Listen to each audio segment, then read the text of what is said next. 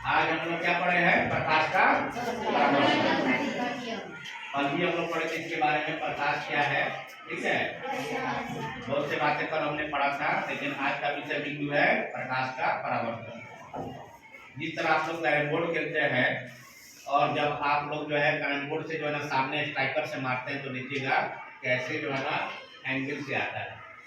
Same चीज जो है ना प्रकाश के परावर्तन के नियम में। तो प्रकाश के परावर्तन का नियम मुख्यतः जो है ना दो है। कितने हैं? दो। तो पूछेगा प्रकाश के परावर्तन के नियम कितने हैं? दो है। पहला ये थोड़ा सा समझ लीजिए, हम लोग जो है इस नियम को समझने से पहले थोड़ा सा इसके चित्र के बारे में समझ लीजिए। सबसे पहले समझ लीजिए कि ये एक मिरर है ना जी। मिरर में क्या होता है? एक भाग प्रहित होता है और दूसरा भाग क्या होता है? परावर्तन का नियम का पालन करता है। तो ये क्या हो गया? मिरर हो गया। एक प्रकाश की किरण आ रहा है, मैंने तीर दिखाया है, किधर से आ रहा है जी? ऐसे आ रहा है, ठीक है। और फिर ये क्या जा रहा है? ऐसे जा रहा है। तो इस मिरर का नाम क्या है?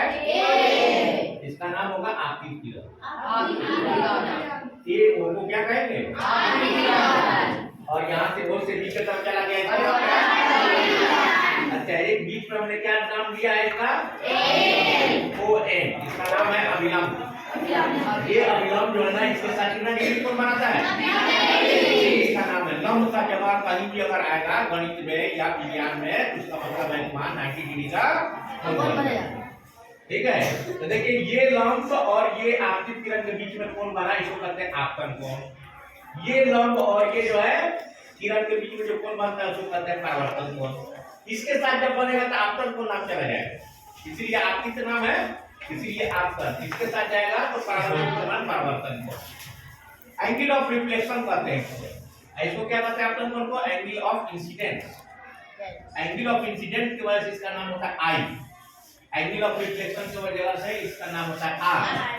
ठीक है, इसको हम लोग स्मॉल में यानी सूचना के रूप में, इंडिकेटर के रूप में इसको हम लोग आई से सूचित करते हैं, इसको आर से।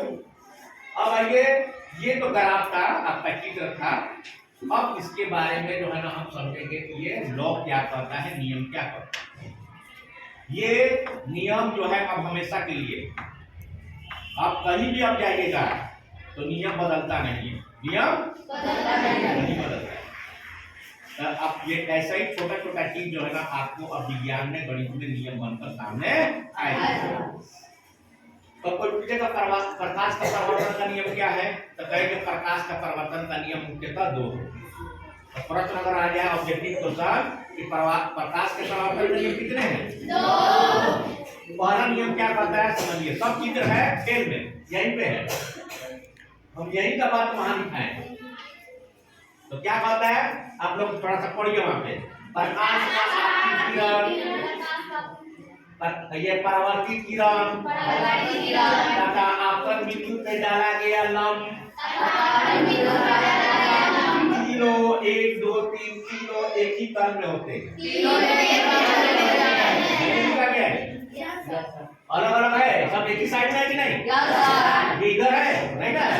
यही बात दिखाया गया, प्रकाश का आपतित किरण, परावर्तित किरण तथा आपतन बिंदु पे डाला गया लंब, तीनों एक ही तल में होते हैं। पहला नियम ये हो गया। दूसरा नियम क्या कहता है? आपतन कोण और परावर्तन कोण। यहाँ आपतन कोण क्या है? आई है। परावर्तन कोण क्या है? इसीलिए चित्र में दिए है आई के बराबर। इसी आई का नाम दूसरा क्या है? AON।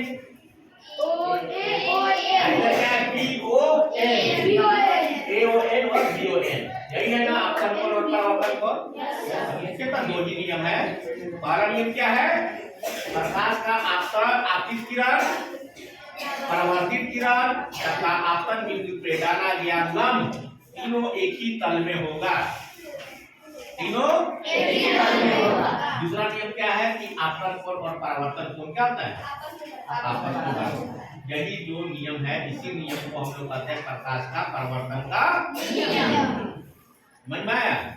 तो ये जो है ना अब हमेशा हमेशा के लिए आएगा, आपके ऑब्जेक्टिव क्वेश्चन भी बनेंगे और इसका सब्जेक्टिव क्वेश्चन भी बनेगा, आपके परीक्षा में आएंगे कि जो है ना प्रकाश के परावर्तन के नियम कितने हैं? दो।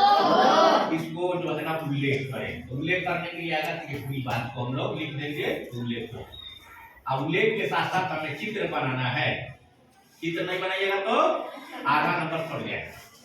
आधा नंबर किस पे है? इस पे है, और आधा नंबर इस पे है। जबकि सब खेल है आपका चित्र का। अगर आप समझे हैं तो चित्र बना सकते हैं आसानी से, और नहीं समझे हैं तो नहीं बना सकते। ठीक है, समझ में आया ना जी?